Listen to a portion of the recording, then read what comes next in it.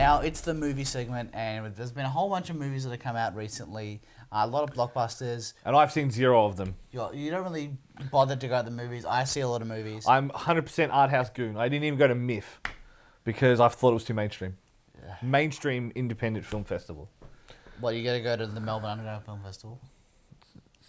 You need to go like below that, like subterranean. Don't go there. Let's go. Anyway, so so I want to talk to you about some of the blockbusters that have come out recently. Now, there's been a lot of talk about Suicide Squad. You've seen the trailers. Do you have any interest in seeing it? I imagine Suicide Squad is the name of the audience when they realise they wasted 2 hours on it. Look, it doesn't make me want to commit suicide, but it's not a good film. Yeah. It's pretty bland. The villains are... The actual villains of the piece, not the heroes that are villains, are very forgettable. Like Will Smith looks bored. I don't know. I think the issue is superhero films have become so good, or well, generally they've become better. Yeah. That ones that are average are very forgettable. Yeah. And this is very forgettable. At least it doesn't have Paul Rudd in it. I like Ant-Man more than Suicide Squad. Oh, Jesus. Yeah. Okay, yep. So, gone. Yep, no worries. So, a movie I'm going to convince you not to see is the newest Jason Bourne film, Jason Bourne. So, Matt Damon didn't want to give his likeness to the Bourne conspiracy game because he believes that video games cause violence. Fuck you, Matt Damon. You're a pleb. I started off my little Facebook review with Fuck Paul Greengrass because I hated... Yeah, also, plot made no sense. What is with thrillers these days thinking like, it's really interesting when we just show so many different locations that they're traveling around the world. That's not interesting from a story point of view. No. So, yeah. No, let's not watch Jason Bourne either. I won't be able to convince you to see this. Sausage Party. I milked you like a cow. Bad Neighbours was the worst shit ever. Don't watch it.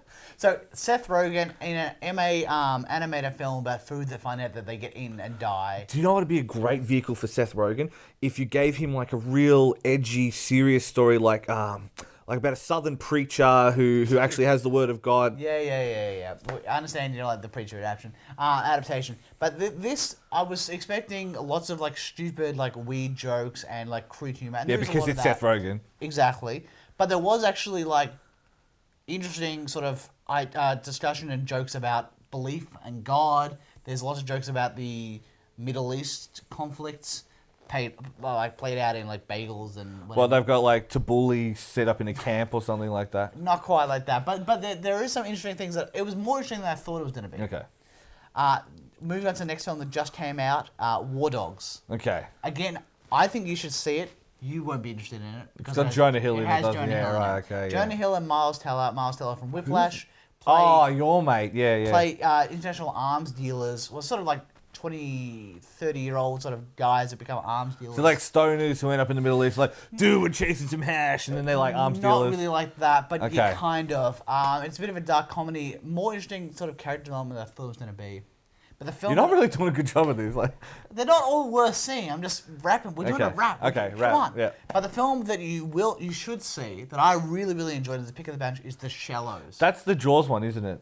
It's a shark film. Okay. Blake Lively. I like how shark films have their own genre now. Yeah. This one's not. This is the one where it's not the tornado, but Roy Schneider's not in it. Is that how we're defining it? Exactly. Yeah. So it's not the classic Jaws film, but it's not the fucking retarded fucking Sharknado bullshit. This is a really good survival film. The ocean feels like it's a dark, threatening place that we don't belong So in. is it kind of similar to that one that was shot up in like based on kind of like open water? Yeah, but a bit more threatening than that, where they don't just drift off. And so it's actually like this is tense and will she survive? Yeah, fucking shark ate me. Yeah.